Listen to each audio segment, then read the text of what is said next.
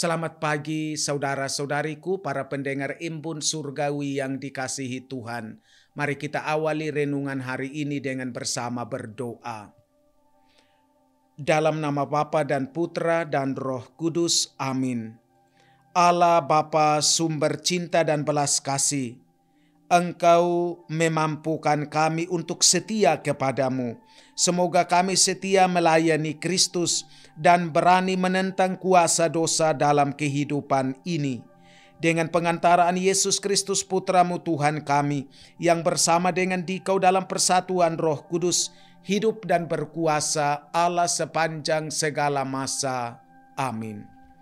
Bacaan dari Injil Lukas, bab 12, ayat 49 sampai dengan 53.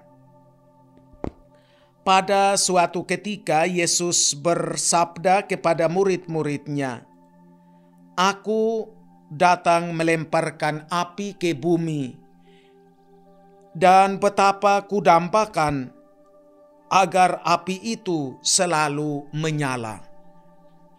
Aku harus menerima baptisan, dan betapa susah hatiku sebelum hal itu berlangsung.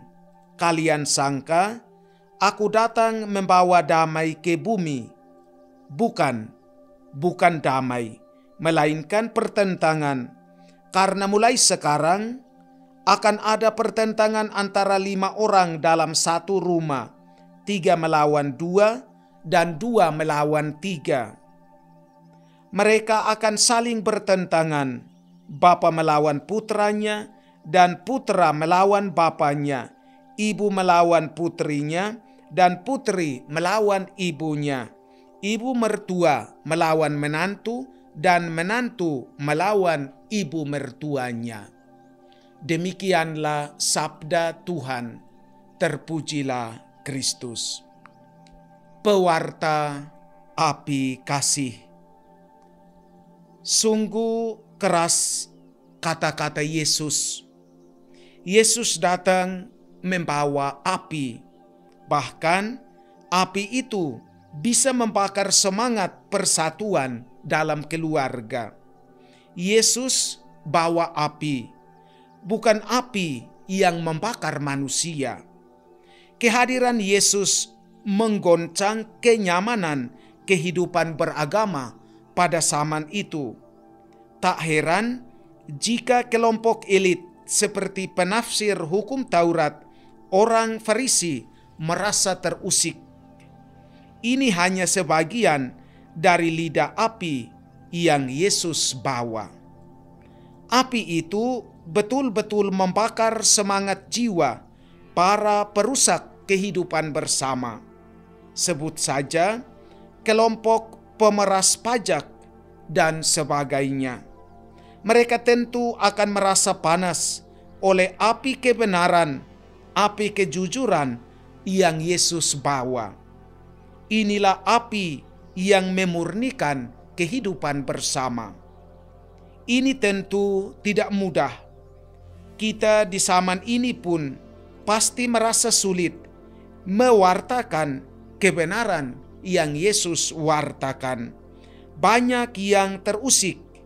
Dunia benci ajaran Yesus. Pengikut Yesus pun dibunuh. Para martir selalu muncul di setiap zaman. Manusia dibunuh karena menawarkan kebenaran dari Yesus. Pilihan untuk kita hanya 2. Nekat membawa api itu, atau tinggal dalam ketakutan yang akut.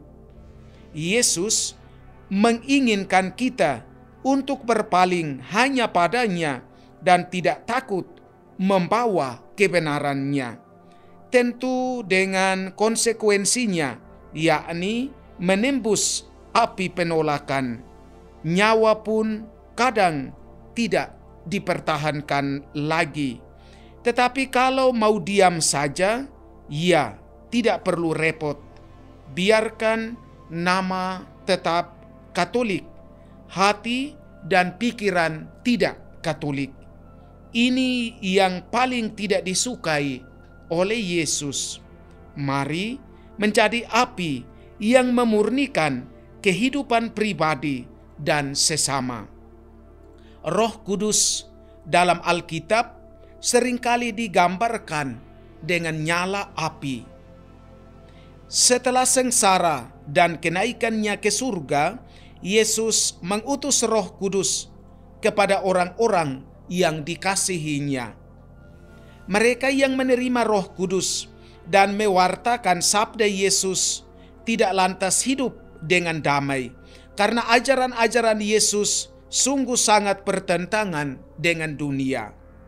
Ketujuh karunia Roh Kudus, yakni kebijaksanaan, pengertian, nasihat, kesalehan, keperkasaan, dan takut akan Allah, semuanya itu berlawanan dengan nilai yang ditawarkan oleh dunia ini.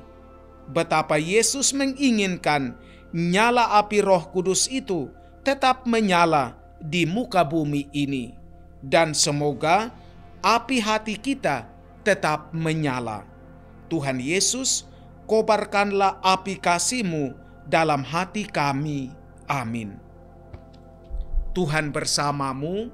Semoga saudara-saudari sekalian dilindungi, dibimbing, dan diberkati oleh Allah yang Maha Kuasa, Bapa dan Putra dan Roh Kudus.